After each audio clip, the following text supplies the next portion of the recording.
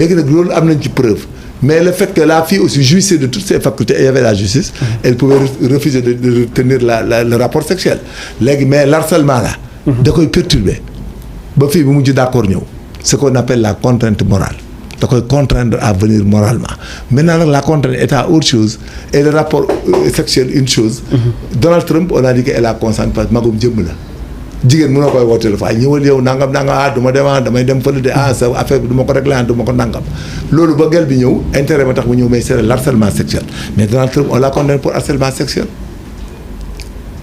C'est ça gisal le dernier là comment l'appelle-t-on le Sitor Ndour là. Oui. La fille là mais ñëw na yooxu de da koy violer da koy nangam fii la daanu fii la éjaculé fële la nangam bi ñu ko yóbbu hôpital son sexe n'a même pas eu de d'égratignure elle est vierge et pleine.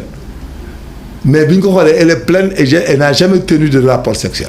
Ah bon? Non si ñu ne ko léegi c'est attentat à la pudeur wala parce que la tentative de viol n'existe pas. C'est de l'attentat à la pudeur. bi ñu xoolee amul preuve attentat à la pudeur bi avec violence parce que elle n'a subi aucune benn condition amul dara amul moo tax dañ ko acquitté. mais major ñu bëri ci mbirum Ousmane Sonko mi dañu jàpp ne fu ñu bàyyee Sitor. war nañ fa mën a bàyyee non Sitor y a pas de rapport sexuel. war nañ fa bàyyee mais Sitor daa layoo. parce que bu ñuy wax naan. non dafa layoo. am na audio buy fuité fu ñu jéem a négocier ak la famille. am na loxo bi kii mun nañu moo ko ci diwal. benn commande ak affaire yi loolu ñëpp jot nañ fii bi waa Sitor Ndour yi. gis nga jamono ji ñu nekk complicité pexe bu ne nit dañ koy def pour enliser gis nga maire bi li mu doon wax ak Sitor di wax nañ ko arrangé nañ ko wax moo tax Sitor na ko mais ñëw leen ñu waxtaan li ngeen dox man xaw ma ko maa ngi samay doom sama kër nekk ak moom ci biir kër gi xanaa kay mënu ma ko laal mu yooxu wala mu def dàngam ñëw leen ñu waxtaan effectivement da ngeen ñëw ngeen wax ma li ngeen di wax ñu waxtaan c'est-à-dire sénégalais ñoo dem ba ci niveau de malhonnêteté boo xam ne c'est inouï et c'est une leçon pour tous les hommes pour ñu jël seeni matukaay ci li xew ci réew mi parce que gis nga avènement politique bi am de ce parti là dafa indi ci esprit nit ñi mbon ak soxor ak iñaan ak naafeq goo xam ne dafa amatul comment l'appelle-t-on limite amul limite xam nga yow mënoo bàyyi yow ñeme ngaa bàyyi sa kër yow 21h 22h dem ci mbooy gi nga ñëw ñu jënd dafa yàkkataan nga ñëw sa jabar di la gëm est-ce que sa jabar dina la gëm ci àdduna boo ñëwee lu la say bokk wax ma ko luñ la njëkk a wax waa loo fa doon wuti loo fa doon def lañ lay wax xam nga loolu mooy dëgg. mais comme politique la te ñoom. fajoo waaw mais faj foofu du lieu bu ñuy fajoo. ces messages là c'est des messages de plaisance c'est des messages de jouissance. lu ne fa am ay 10 000 ak xam nañ ni muy demee. ah bon xam nañ ko massage yooyu dafa am massage avec X massage avec Y. du wax yi ñuy wax yëpp ay waxi naafeq la xam nga lu tax. les gens quand une société.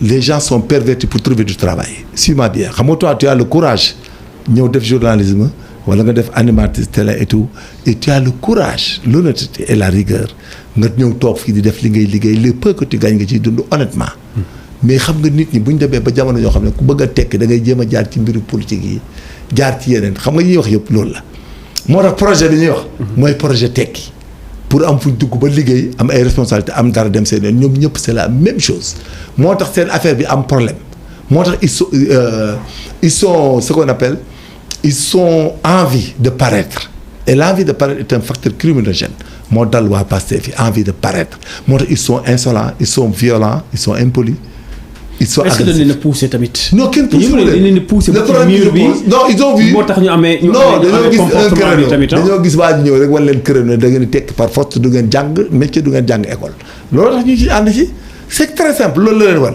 dama leen di tekkiloo par la force à la place ñi jàngi woon mais li ngay wax nii après ci mbirum procès beeg yooyu dafa mel ni yow Ousmane Sonko dañ koy condamné loolu nga non pas du tout na ñëw wax mën na ñëw lay yaay Adji Sarr dafa ñëw te ñëw loolu problème day ñëw avec dignité taxaw gars yi teg ko ci ay expliqué gars yi dañ ko mais nag mais kii kenn jàpp ko mais major gars yi nag dañu ko xiifan Ousmane Sonko kenn xiifu ko ci politiquement ba tey bokk na ci ñi nga xamante ni ñooy sonal régime bi Touba gisal ñoom ñiy wax ñëpp ñoo fote barke Alaaji Fàllu képp ku ci Macky Sall laal yaa def li ngay wax xam nga benn dama lay nekk li benn erreur rek bu ñuy def jigéen a ngi nii mi ngi ci këram man saa yi ma ñëwee bu wax mu ne ngalañ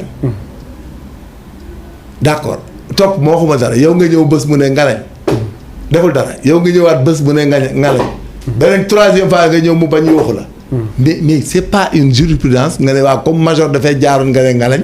marine ma ñëw nga ne ngalañ tey nga ne ngalañaat gannaaw suba nga bañ indil ma problème man jaar na fi ba taay te waxoo dara du argument de droit c'était le cas de Khalifa Sall. L'argent qui était là-bas a été géré xam nga bu kilifa bu ñu koy sàcc. wala grenier bu ñu koy sàcc ku nekk mën na ci sàcc mais ki ñu jàpp wala ki ñu tuumaal wala ki ñu topp kese la ñuy punir ci sàcc. loolu la gestion de Khalifa Sall était comme ça Khalifa l'a fait parce que c'est une taxonomie mais la taxonomie n'est pas une règle de droit. C'est une manière de faire une pratique ne peut pas aller. comme fait juste voilà loolu ko ci dal. mais Khalifa après xam na ne li mu def moom. da koo def ci yéene te dafa fekk ñuy dimbali ay ni mu def ko. mais c'est une faute extrêmement grave loi bi punir ko. pour comment l'appelle-t-on pour Karim Wade. Mais Karim Wade il était président de la République fils de président de la République. Le problème est que c'est un risque à prendre et à laisser. Même il est vicieux dans la forme qu'un président de la République nomme son fils dans un gouvernement parce que c'est des vices de forme c'est des conflits d'intérêts.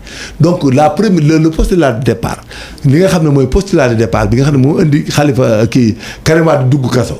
mooy c'est de vice de forme bi rek le fait que papam di ko nommer quoi que ce soit là-bas il ne peut pas être dans l'orthodoxie et dans le contrôle étatique ça veut dire que les habits sont faciles de son côté parce que tout ce qu'il fait avec les cours de discipline budgétaire les avantages qu'il a et les avantages qu'il donne ne seront jamais réguliers du baax mënta nekk parce que papam la alalu baayam la koy def de telle sorte que même s'il n'a pas l'intention de nuire il va faire ce qu'on appelle la faute xam nga la faute parfois dañuy exclure ce qu'on appelle l'élément moral parce que par abus la par manque de connaissance par pratique comme Khalifa li mu defoon yooyu ay faute lañ koy tuddee mais faute boobu day dem ba si on te demande ce que tu as utilisé pour commettre la faute doo ci génn c'est comme les gestions des milliards là qu'on avait dans les Covid am na ñoo xam ne dañuy yàkkamti ñu ne leen dama dimbale sëriñ nangam y avait des marabouts qui demandaient partout booy di leen yóbbul ay dara état day woon ne tel marabout ko daara ji daa am problème ak gos ci dañoo daanu nangam booy naaw di dem ci daara ji di leen dimbale yooyu doo ànd ak sa sago parce que tu as reçu l'ordre d'aller les aider mais bu ñu paree bu ñuy contrôler